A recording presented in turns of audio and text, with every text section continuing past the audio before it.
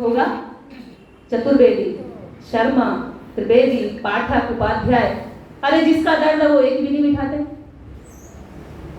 पैर में कंकड़ फंसी है सिद्धदयाल के और बिठा रखा है उपाध्याय, तो वो कैसे बताए कि दर्द कहां हो रहा है? वो कैसे बताए कि दर्द कैसे होता है?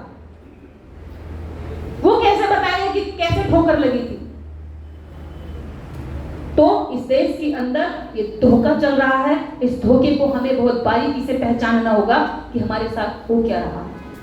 हिंदू मुस्लिम की जंग में हमारे गरीब बच्चे मारे जाते हैं।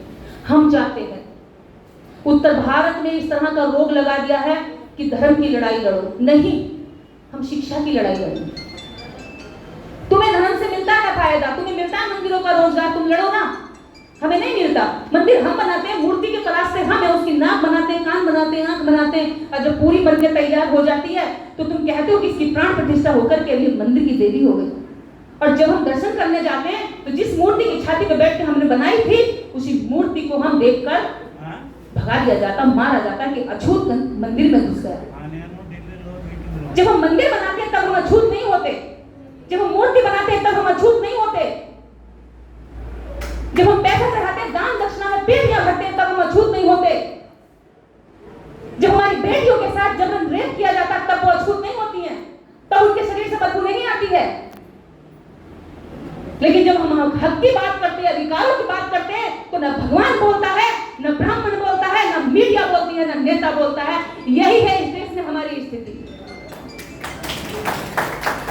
और हम में से कोई एक दो उठकर बोलना चाहता है तो उसका सर कुचलने की पूरी साजिश की जाती है। जिस कानून को गरीबों की सुरक्षा के लिए बनाया था, महिलाओं के सहारे के लिए बनाया था, बेबस और पीड़ितों के न्याय के लिए बनाया था, आज उसी संविधान का दुरुपयोग करके, उसी कानून का दुरुपयोग करके, उन्हीं लोगों पर लागू करके, उन्हीं की हत्याएं करके, उन्हीं में से किसी एक पर हत्या का आरोप डाल दिया जाता है।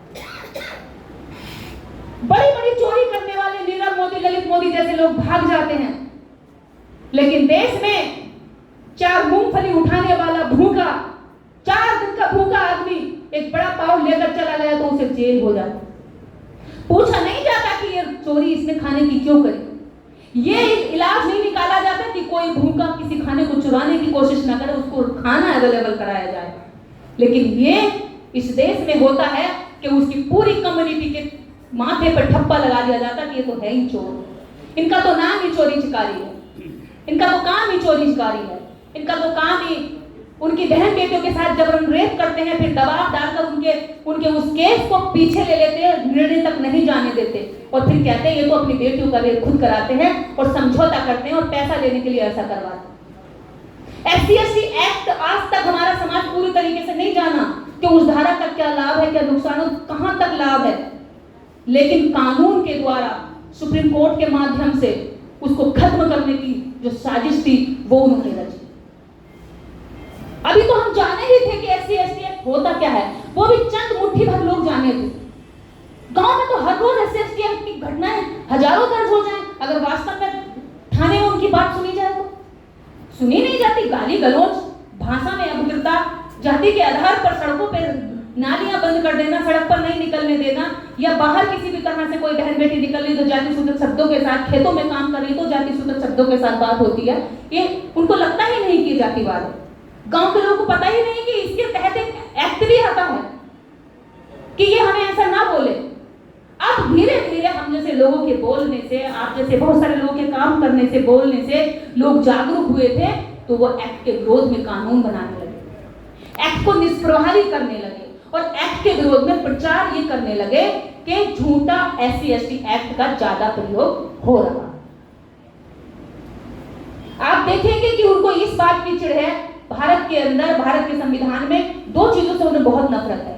पहला ये कि एक्ट क्यों है, दूसरा ये कि रिजर्वेशन क्यों है, क्योंकि 2 चीजें स्पेशल प्रोटेक्शन देती है इस समाज को, और वो प्रोटेक्शन नहीं चाहते।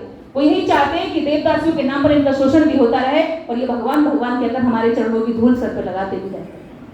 लेकिन संविधान ऐसा नहीं करने दे रहा, रुकावट करता है उनकी इस काम को करने में, तो वो संविधान को बदलने की, खत्म करने की, जलाने की और चेंज की लगातार भाषणबाजी करते हैं, बयानबाजी करते हैं। तो यही हमारे लिए सबसे बड़ी बात है कि जो संविधान में अधिकार हैं उनके बारे में हम अपने लोगों को बताएं, उनकी जानकारी दे, और सबसे बड़ी बात कि हमें अच्छे इंसान बनने के लिए अपने लोगों को पहले तार्किक बनाए, मानवतावादी बनाए, क्योंकि एक आस्थावादी व्यक्ति उसमें नैतिकता नहीं होती, उसमें मानवता नहीं होती। मैं आप देख लीजिए 10 आप शोध करिए, 10 तो आप आस्थावान धार्मिक लोगों को ले आइए और 10 ऐसे लोगों को ले आइए जो तार्किक हैं, जो विज्ञानवादी है, तो उन 10 में और इन 10 में जमीन आसमान का अंतर होगा।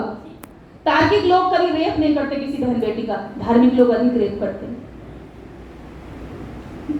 महिलाओं का ही नहीं, धार्मिक लोगों ने, हिंदुओं ने तो बकरियों को नहीं छोड़ा, बकरियों के रेप की घटना अखबारों में छपी। कानपुर में गाय के साथ रेप किया एक ब्राह्मण ने, जानवरों को नहीं छोड़ते, एक ब्राह्मण कुतिया का दूध पिला जबरदस्ती पकड़कर। अरे भाई हद हो चली है।